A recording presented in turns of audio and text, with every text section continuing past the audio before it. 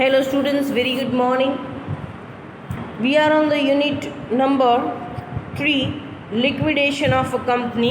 કંપનીનું વિસર્જન. લિક્વિડેટ કરવું મીન્સ કંપનીનું વિસર્જન કરવું. આ યુનિટમાં આપણે છીએ, એમાં આપણે લાસ્ટ સેશનની અંદર ફર્સ્ટ મેથડ આપણે કમ્પ્લીટ કરી દીધી હતી. Compulsory liquidations by court by tribunal. એટલે એની અંદર આપણે એવું જોયું હતું whether the member wish to continue or not. Member ઈચ્છે કે ન ઈચ્છે, ક્રેડિટર ઈચ્છે કે ન ઈચ્છે, એ લોકોએ કંપનીનું વિસર્જન કરવું જ પડશે કમ્પલસરી, કારણ કે કોર્ટનો ઓર્ડર છે. કઈ સિચ્યુએશન્સમાં આવે છે, કયા સર્કમસ્ટેન્સીસમાં આવે છે, ક્યારે કોર્ટ કમ્પલસરી કહે છે કે to wind up the company and they have to wind up the company, they can not run the company any more. કોર્ટને એવી કઈ સિચ્યુએશન્સમાં ઓર્ડર આવે છે કે કોર્ટ કમ્પલસરી કહે છે કે કંપનીનું વિસર્જન કરો છો, અને એ વિસર્જન કોર્ટ પોતાના દ્વારા કરે છે. એટલે કે મેમ્બર છે એ નક્કી નથી કરતા, મેમ્બર દ્વારા પણ કરવામાં આવતું નથી, કોર્ટ જ ઓફિશિયલ લિક્વિડેટર અપોઇન્ટ કરે છે to wind up the company. કંપનીનું વિસર્જન કરવા માટે કોર્ટ જ લિક્વિડેટર અપોઇન્ટ કરે છે, અને એ જ વ્યક્તિ છે એ આખી લિક્વિડેશન પ્રોસેસ કમ્પ્લીટ કરે છે. સો સેકન્ડ મેથડ છે આપણી, that is the voluntary winding up. Voluntary winding અપનો મતલબ પહેલો શું થશે? સ્વૈચ્છિક વિસર્જન. Here either the member or the creditor wish to wind up the company. કાં તો અહીંયા સભ્યો એવું ઈચ્છે છે કંપની બંધ કરવી છે, કાં તો અહીંયા ક્રેડિટરો એવું ઈચ્છે છે કે કંપનીનું વિસર્જન કરવું છે. હવે આની અંદર શું હશે? વોલેન્ટરી વાઇન્ડિંગ અપ એટલે કે without the interference of court. કોર્ટનું કોઈ ઇન્ટરફિયરન્સ નથી. ફર્સ્ટ મેથડમાં આપણે જોયું હતું compulsory winding up under the supervision of court. Under the supervision of court એટલે કે કોર્ટ અહીંયા કોન્સ્ટન્ટ પ્રોસેસ હાથ ધરશે, કોન્સ્ટન્ટ ઇન્ટરફિયરન્સ કરશે. જ્યારે આ વાઇન્ડિંગ અપની અંદર કાં તો સભ્યો વિચારશે કે કંપની હવે નથી ચલાવી, કોઈ પણ કારણોસર કંપની ઇન્સોલ્વન્ટ ડિક્લેર થઈ છે, એવી વસ્તુ છે નહીં. Company still in the stage of solvency. Company હજી ચાલે જ છે. સોલ્વન્સી એટલે સધ્ધરતા, ઇનસોલ્વન્સી એટલે નાદારતા. Company is in the stage of solvency એટલે કંપની સધ્ધર છે નાણાકીય રીતના, પણ કોઈ પણ કારણોસર સભ્યો એવું વિચારે છે કે કંપનીને ચલાવી નથી, કંપનીનું વિસર્જન કરવું છે. તો અહીંયા શું થશે? Without the interference of court. કોર્ટનું કોઈ ઇન્ટરફિયરન્સ આવશે નહીં. But as and when member wish to have any advices, if the member seek any advices from the court will provide for the same.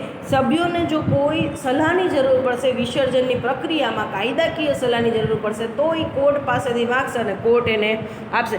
Otherwise આ winding અપની અંદર કોર્ટનું કોઈ interference હશે નહીં. So first meaning શું કહે છે? Without the interference of a court and the member mutually decide to liquidate the company.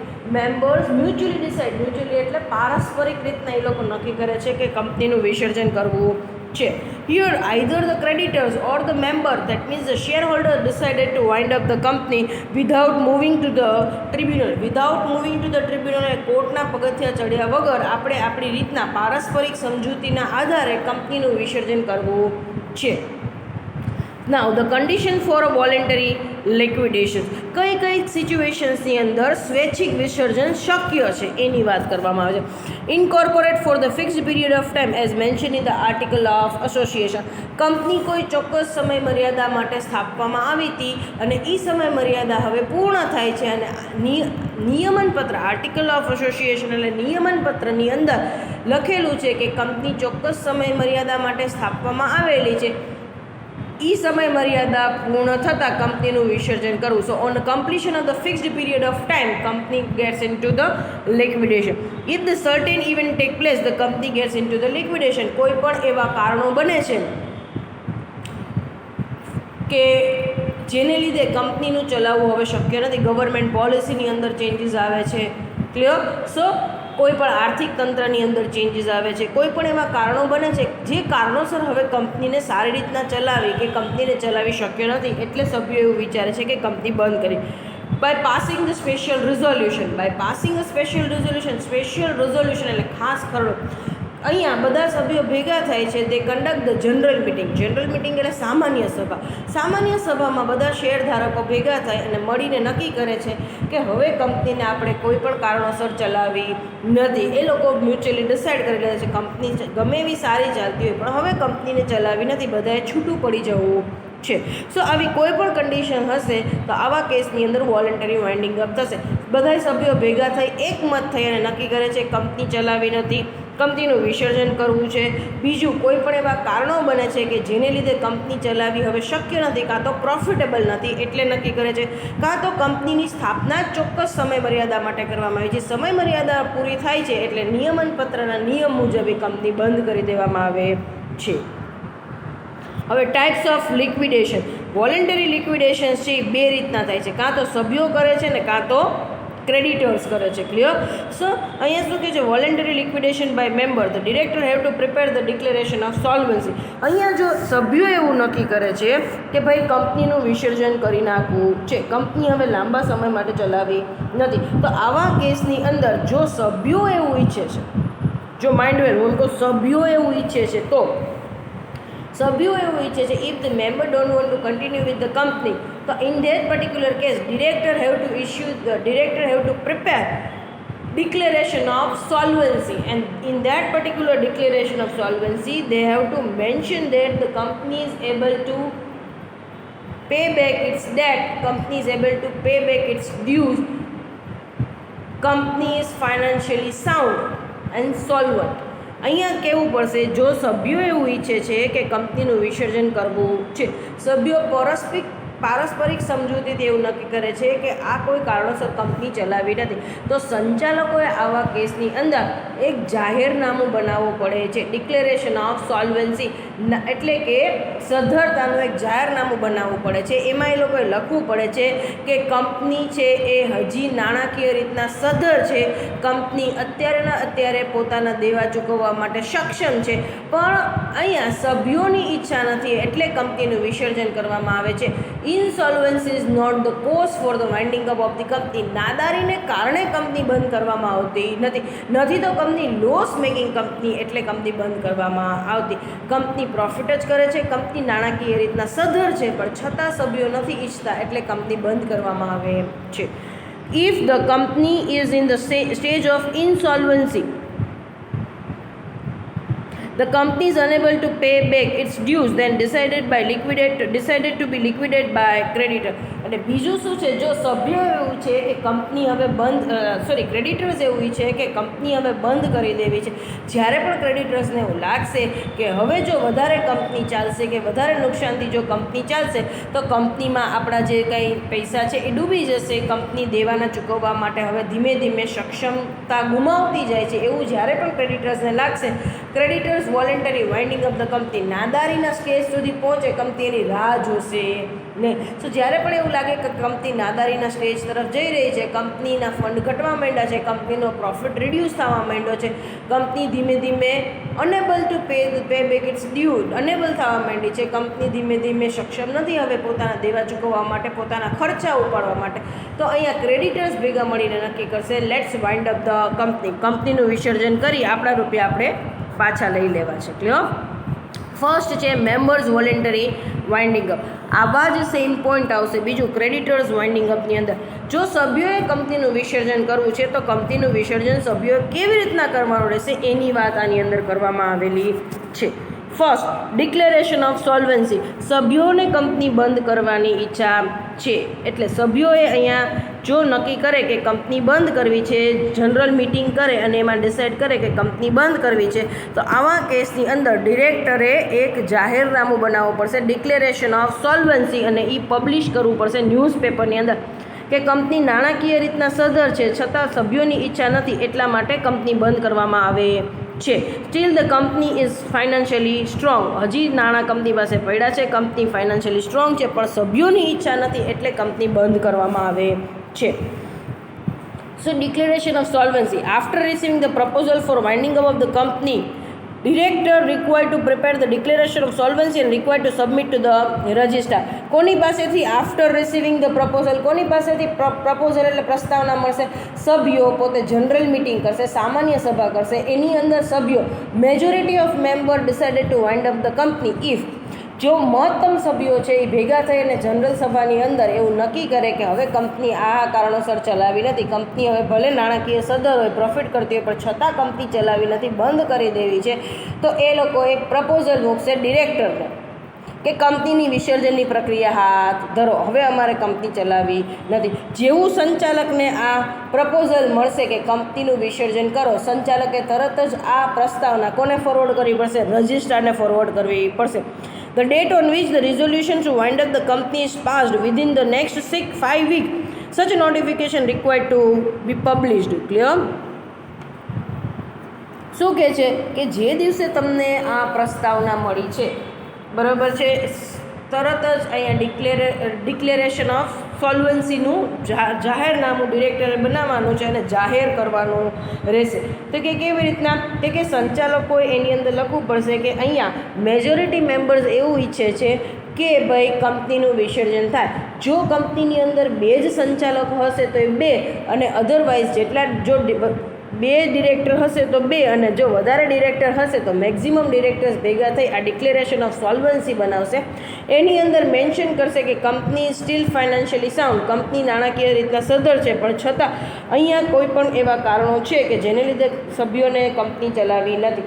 સો અહીંયા કંપનીનું વિસર્જન કરવામાં આવે છે. એવી ગેરંટી પણ આપે છે કે જો કાલ સવારે કોઈ પણ ક્રેડિટર પૈસા માગે તો immediately company is able to pay back its due બરાબર છે within the 3 months from the date of declaration. Company પોતાના આ 3 જ મહિનાની અંદર આ ડિક્લેરેશનની જાહેરાત થાય પછી જો કોઈ પૈસા માગે છે ક્રેડિટર, તો તરત જ કંપની 3 મહિનાની અંદર કંપનીના જેટલા પણ દેવાના ચૂકવવાના બાકી છે એ ચૂકવી શકે એવી હાલત છે. કંપની પાસે ફંડ છે, કંપની ફાઇનાન્શિયલી સ્ટ્રોંગ છે, પણ સભ્યોને હવે કંપની આગળ ચલાવવી નથી, કંપનીમાં કાર્યવાહી કરવી નથી, એટલા માટે કંપની બંધ કરવામાં આવે છે.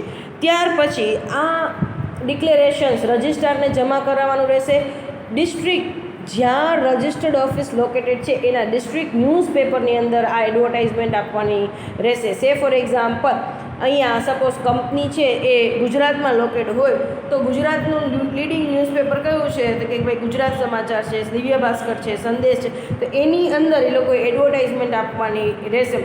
એની અંદર આ ડિક્લેરેશન ઓફ સોલ્વન્સી આપવાની છે. એની અંદર જાહેરાત કરવાની રહેશે કે આ કંપની બંધ થવા જઈ રહી છે.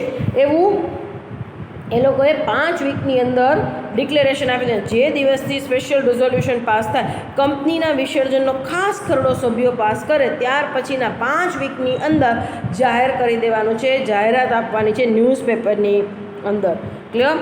જો આ કોઈ ડિરેક્ટર છે, if the director prepare a wrong declaration, જો કોઈ ડિરેક્ટર છે ખોટું ડિક્લેરેશન પ્રિપેર કરશે કે એની અંદર ખોટી વસ્તુ લખશે, તો આવા કેસની અંદર fine up to 5,000 rupees or the imprisonment up to 6 months or both. Then to pass the resolutions. To pass the resolution એનો મતલબ શું છે? સંચાલકો સભ્યો પાસેથી આવી પ્રસ્તાવના મળશે એટલે સંચાલકો તરત જ પાછી એક જનરલ મિટિંગ, જાહેર સભા કન્ડક્ટ કરશે અને એ મિટિંગની અંદર પાછા બધા મેમ્બર્સનો ઓપિનિયન લેવામાં આવે છે.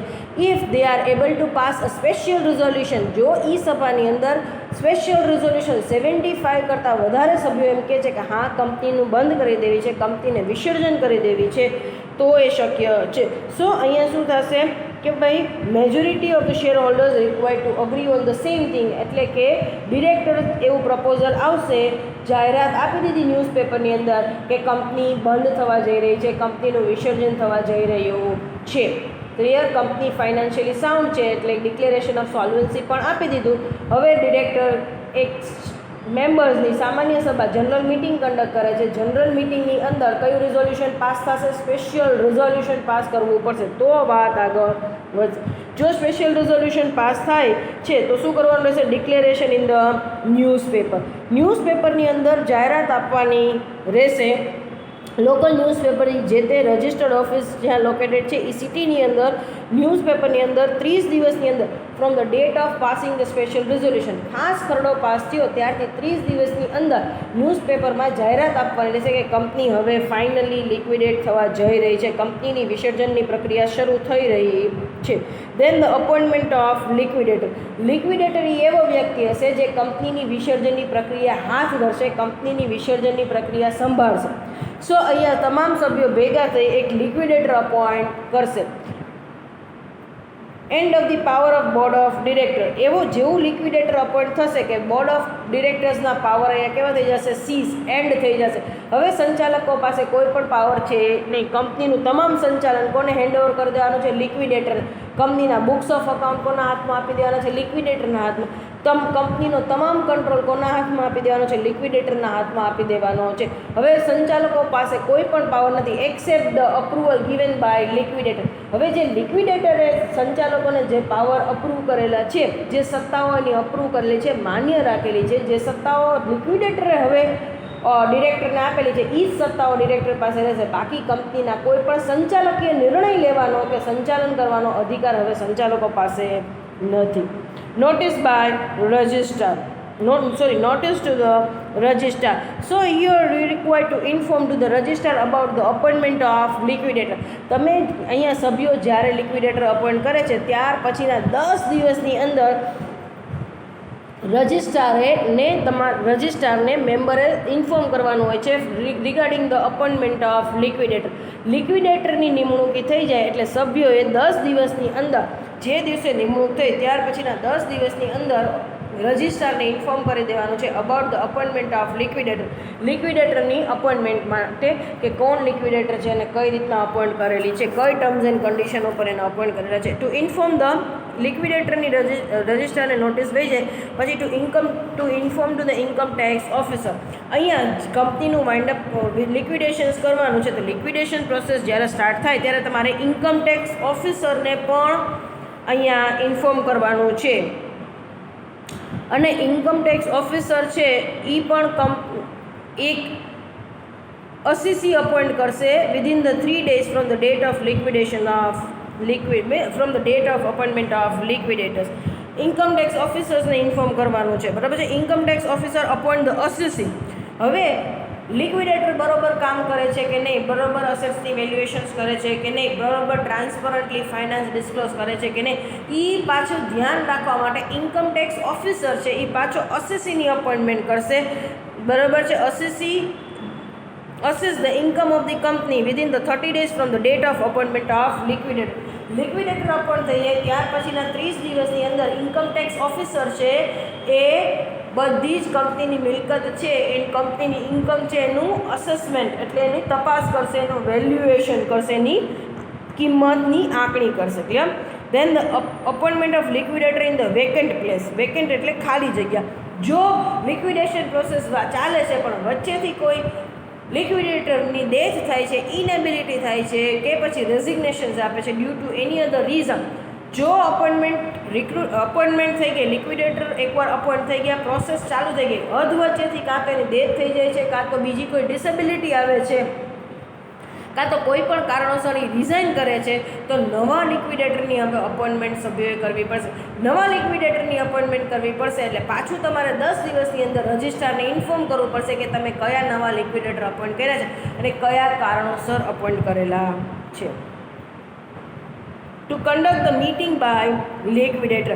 શું કહે છે કે જો લિક્વિડેશન પ્રોસેસ બરાબર છે lasting for more than 1 year, જો કંપનીની વિસર્જનની પ્રક્રિયા એક વર્ષ કરતાં વધારે ચાલે છે તો આવા કેસની અંદર વર્ષના અંતે જે દિવસે લિક્વિડેશન પ્રોસેસ ચાલુ થઈ છે ત્યાર પછીનું 1 વર્ષ ગણવાનું.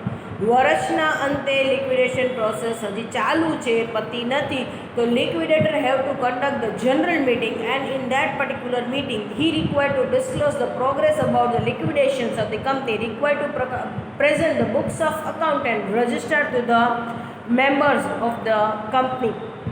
એટલે કે વિસર્જનની પ્રક્રિયા શરૂ થઈ ગઈ છે પણ એને 1 વર્ષ થઈ ગયું તો વર્ષના અંતમાં હવે લિક્વિડેટરે સભા ભરવી પડશે. જેમ વાર્ષિક સભા સંચાલકો કેમ ભરતા દર વર્ષના અંતે, તો લિક્વિડેટરે અહીંયા સભા ભરવી પડશે.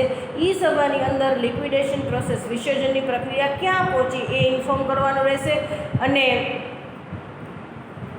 એને બુક્સ ઓફ અકાઉન્ટ, જે કોઈ બુક્સ ઓફ અકાઉન્ટ છે, રજિસ્ટર છે, એ બધું શેર હોલ્ડર્સને પ્રેઝન્ટ કરવાનું રહેશે. To sale of the assets. અહીંયા લિક્વિડેટર શું કરશે? બધી અસેટ્સની વેલ્યુએશન્સ કરશે, બધી અસેટ્સ છે, મિલકતો છે એની આંકણી કરશે.